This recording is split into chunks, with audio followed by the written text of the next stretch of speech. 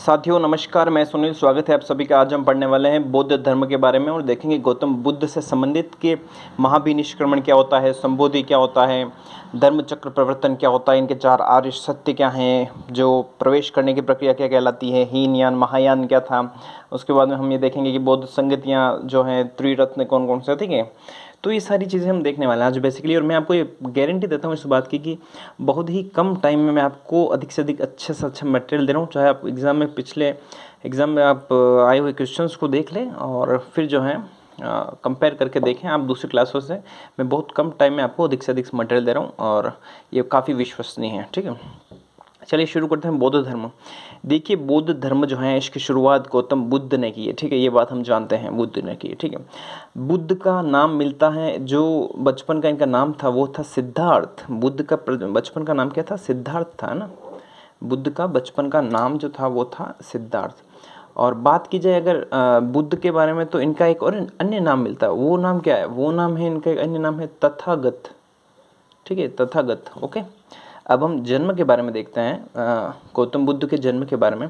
देखिए जन्म की बात करें तो 563 ईसा पूर्व में इनका जन्म हुआ है। 563 ईसा पूर्व में जन्म हुआ है। कहाँ हुआ है? ये कपिल वस्तु, नेपाल के अंदर एक जगह है कपिल वस्तु, वहाँ पे लुम्बिनी में इनका जन्म हुआ है 563 ईसा पूर्व में।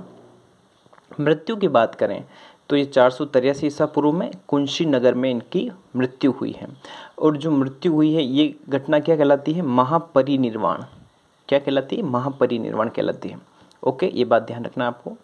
अब हम देखते हैं गौतम बुद्ध के पिता, माता, पत्नी, पुत्र के बारे में। तो पिता थे इनके शुद्धोधन, जो कि शाक्य गण के थे।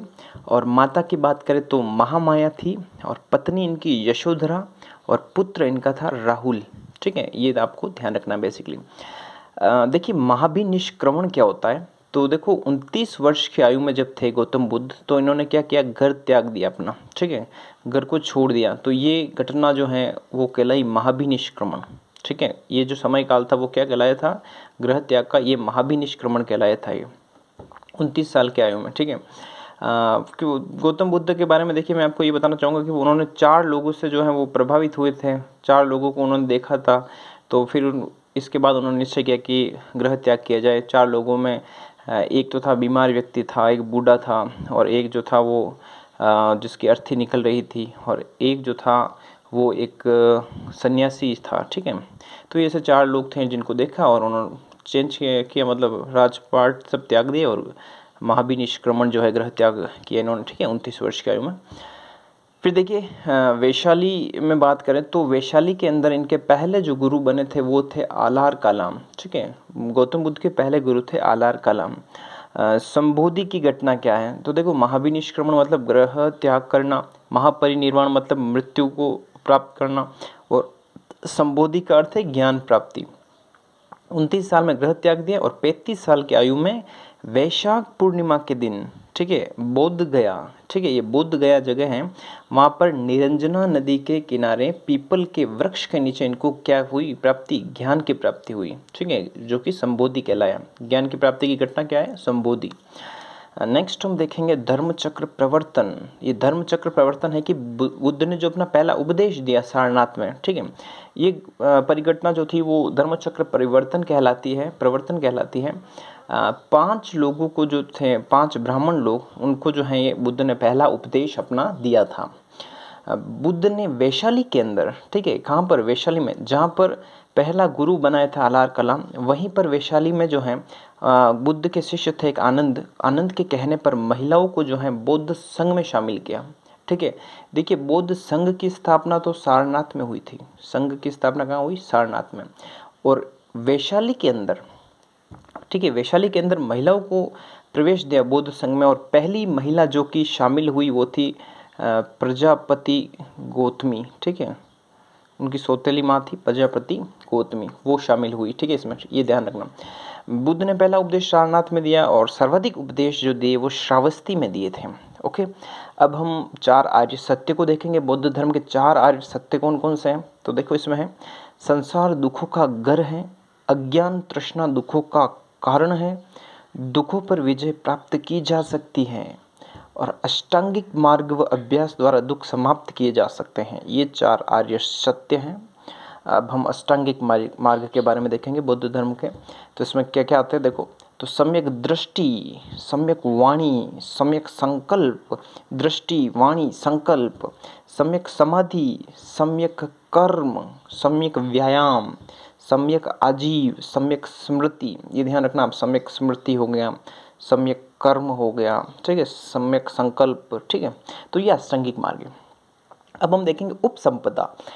तो देखो उपसंपदा क्या है। तो बौद्ध धर्म में जो प्रवेश की जो बात करें प्रक्रिया होती थी वो उपसंपदा कहलाती थी। बौद्ध धर्म में प्रवेश की प्रक्रिया उपसंपदा, और बुद्ध धर्म में दीक्षित होने की प्रक्रिया ये प्रवज्या कहलाती थी, प्रवज्या, ठीक है। अब हम बुद्ध धर्म की त्रिरत्न देखेंगे, उनमें कौन कौन शामिल है। तो इसमें शामिल है बुद्ध धम्म संघ। त्रिरत्न में कौन कौन शामिल है, बुद्ध धम्म संघ, ठीक है, बुद्ध धम्म संघ, ओके। बौद्ध धर्म जो है देखो, बौद्ध धर्म के भी हम आगे जो है वो देखने वाले हैं। संगतियों को पढ़ेंगे, चारों संगतियों में, जिसमें कि दूसरी जो संगति थी उसमें बौद्ध धर्म 2 भागों में बढ़ गया था, हीनयान और महायान, ठीक है। ये जो हीनयान है और महायान है, इनमें अंतर देखने वाले हम। देखिए हीनयान की बात करें तो जो बौद्ध धर्म की मूल शाखा जो थी, शुरुआत में जो बौद्ध धर्म था, उनको ये फॉलो करते थे हीनयान वाले, है ना। मतलब पुरानी चीज़, मूल शाखा की बात करें अपन, ठीक है। मतलब परिवर्तन में विश्वास नहीं करते थे, ये मूर्ति पूजा को नहीं मानते थे, ये ध्यान रखना है। लेकिन महायान वाले नवीन शाखा वाले थे और ये मूर्ति पूजा को मानते थे, ठीक है, मूर्ति पूजा करते थे। हीनयान वाले देखो, इनकी भाषा की बात करें तो पाली में जो भी ग्रंथ वगैरह रचित हैं, और महायान में बात करें तो वो संस्कृत भाषा में।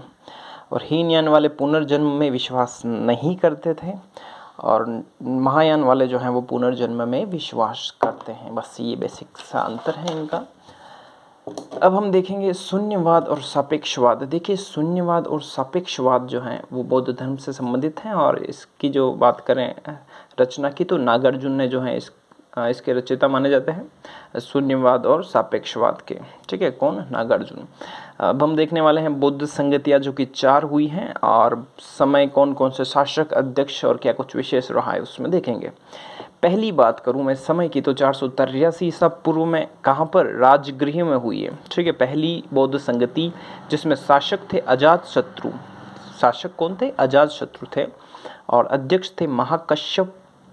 देखिए पहली संगति हुई है यहाँ पर सूत पिटक और विनय पिटक, ये दोनों उस टाइम इनकी रचना हुई थी, सूत पिटक और विनय पिटक। आगे हम देखने वाले हैं, ठीक है, सूत पिटक और विनय पिटक। फिर दूसरी जो बौद्ध संगति हुई 383 ईसा पूर्व में, और वैशाली में हुई थी ये, पहली राजगृह में, दूसरी वैशाली में। इसके शासक जो थे वो थे कालाशोक, और अध्यक्ष थे साब कबीर, ठीक है।